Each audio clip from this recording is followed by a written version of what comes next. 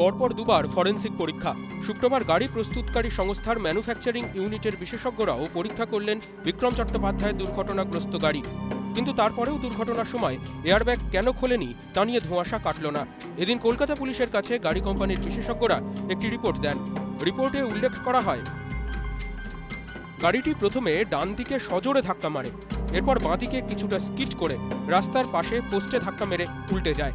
বিক্রমের গাড়ির মডেলের বিশেষত্ব অনুযায়ী এয়ারব্যাগ সামনের দিকে থাকে। সামনাসামনি ধাক্কা না লাগার ফলেই সম্ভবত সেন্সর কাজ করেনি। এই মডেলের গাড়ির দরজার দিকে এয়ারব্যাগ থাকে না। গাড়ির ইভেন্ট ডেটা রেকর্ডার অনুযায়ী চালক ব্রেক কষেছিলেন, কিন্তু সেটা কোথাও ধাক্কা লাগার পর। দুর্ঘটনার সময় বিক্রম ও সনিকা দুজনের কেউই সিট বেল্ট পরে ছিলেন না, কারণ গাড়ির এমার্জেন্সি লকিং রিট্রাক্টরের 3টি পয়েন্টই কোথাও ছেড়েনি।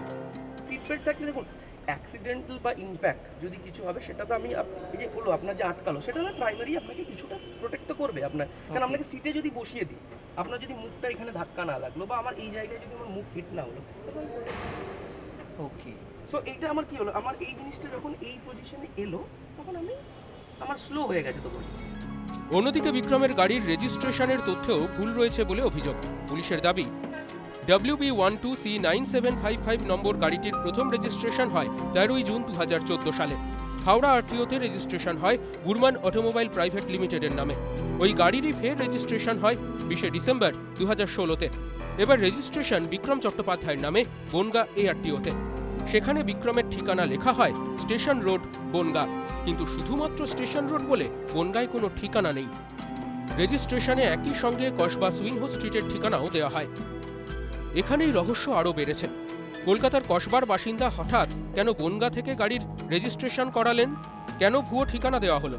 নিয়ম অনুযায়ী হাওড়া আরটিও থেকে নেওয়া হয়নি নো অবজেকশন সার্টিফিকেট।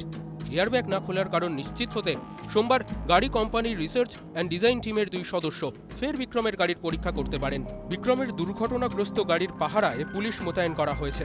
ক্যামেরায় শেখ রনির সঙ্গে আবির ঘোষালের রিপোর্ট, ইটিভি নিউজ বাংলা।